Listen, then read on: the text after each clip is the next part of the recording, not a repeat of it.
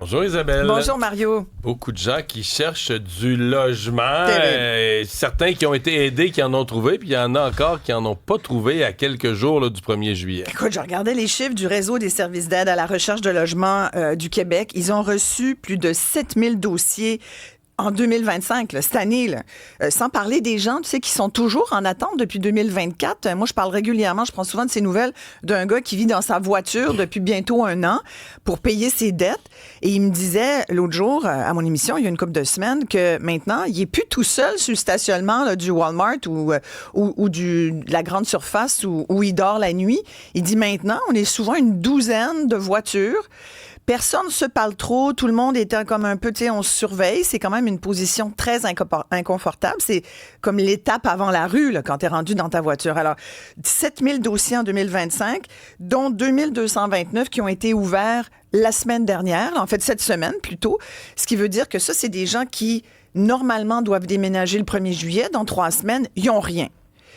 Puis, tu sais, on parle souvent de la crise du logement, mais je pense qu'il faudrait peut-être parler plutôt de crise de l'habitation, parce que c'est pas que les loyers, c'est tout l'accès à la propriété, c'est le fait que les gens n'ont plus de moins en moins de possibilités de se trouver un toit sur leur tête. C'est sûr que si vous êtes de la classe moyenne à plutôt avantagée, c'est peut-être moins dans vos considérations de vous poser des questions sur votre loyer, même si beaucoup de gens m'écrivent et me disent, moi, aujourd'hui, je mets beaucoup plus d'argent dans mon logement que dans ma nourriture. Ouais.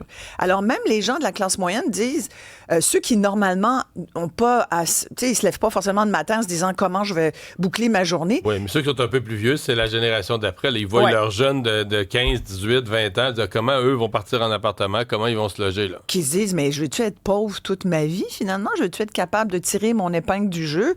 Puis, tu sais, il y a la ministre Duranceau, la ministre de l'Habitation, qui dit on va essayer de financer des projets en habitation là, qui sont plus abordables. Elle a appelé ça des logements, une nouvelle catégorie qui serait logement abordable intermédiaire. Parce que un des enjeux de cette crise de l'habitation, c'est que oui, on a dormi au gaz pendant 25 ans. Les gouvernements municipaux, provinciaux, fédéraux n'ont pas investi là-dedans, pensant que le marché allait lui-même, tu comprends, construire des logements. Puis là, ce qu'on voit, c'est qu'on a eu pendant des années construction de condos. Après ça, là maintenant, les condos qu'on construit, c'est pour de la location. Les promoteurs se gardent eux-mêmes les loyers parce que louer des logements, c'est devenu rentable, c'est devenu très payant. Mais tu sais, quand on parle de logement abordable, c'est pas du logement social. Logement social, ça, c'est du logement pour les personnes vraiment peu pauvres, peu en moyen. Après, tu as le logement abordable. Définissons le logement abordable. Ouais, on pourrait en parler une demi-heure. Au prix où est rendu le marché, le mot abordable a changé de définition. Écoute, donc là, la ministre parle de logement qui irait... ce nouveau terme, logement abordable intermédiaire, fait référence à un logement dont le loyer peut correspondre jusqu'à 150 % du maximum normalement défini par la Société d'habitation du Québec. Et que là, on parle pour un studio, là, c'est une pièce, on s'entend, c'est une pièce, c'est même pas une chambre à coucher. 1225 $ à Montréal pour un studio, les amis. Puis à Gatineau, où il y a un vrai problème, on parle de 1600, quasiment 1700 $ pour un logement de 2 chambres. Moi, j'ai envie de dire, tu sais, c'est bien beau, là. Oui, plus de logements, mais j'ai envie de dire, à quel prix?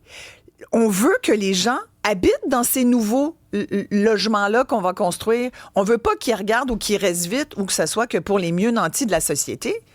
Il y a un véritable problème. Puis je pense qu'on n'est pas capable de trouver une véritable solution. Là. Alors voilà. Et pendant ce temps, on veut réduire le nombre d'immigrants. Voilà, je voulais te dire... Ça te paraît-tu réaliste de réduire à ce point? C'est toujours un sujet qui me touche, tu comprends? Oui. Immigrante moi-même de première génération, arrivée ici à l'âge de 10 ans, je suis passée à travers les COFI, donc je me permets de ici rappeler... J'ai l'impression qu'on se trompe d'immigration. Tu sais, quand on dit on va réduire les seuils d'immigration, là, il y a trop de monde. On n'a pas un problème d'immigration au Québec. On a un problème de réfugiés. On a tout pris le truckload de réfugiés qui viennent au Canada. C'est nous qui les avons.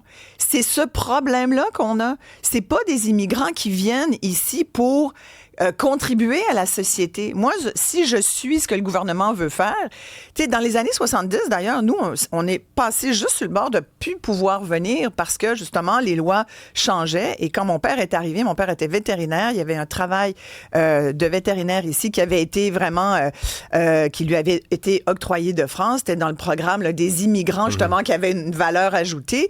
Puis le gouvernement a changé. Quand on est arrivé, on lui a dit, ben monsieur, non, votre emploi, on l'a donné à un Québécois. OK, correct, on comprend. Mais on était là. Il y avait 2 enfants en bas âge.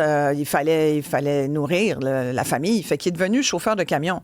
Fait que j'ai bien du respect pour les gens qui conduisent des camions sur la route et pour tous les gens aussi qui essayent de tirer leur épingle du jeu. Mais tu comprends, j'ai l'impression qu'on se trompe vraiment d'immigration. Des régions vont nous le rappeler, d'ailleurs. On a besoin d'une main-d'œuvre qui s'installe, pas juste du monde qui vient, fait notre affaire 2, 3, 1, puis qui repart. Tu comprends? On a un problème de travailleurs temporaires, puis on a un problème parce que ceux-là, on devrait leur demander, voulez-vous rester? Voulez-vous faire avancer la société? Beaucoup vont dire oui. Comment ça se fait? Moi, cette année, là, j'ai eu peut-être 4-5 cas de gens qui étaient dont une médecin qui travaillait dans une urgence à Sherbrooke. Des Français, pas de problème de langue. C'est sûr que c'est le monde à l'envers. Tu comprends? On déborde de cas de réfugiés.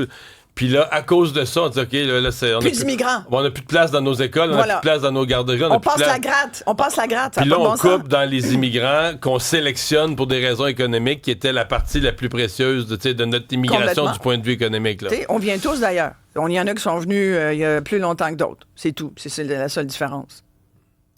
Merci. Je ne parle pas de ça dans mon émission aujourd'hui. Tu parles pas de ça aujourd'hui? Non, je voulais juste en parler à toi. C'est bien.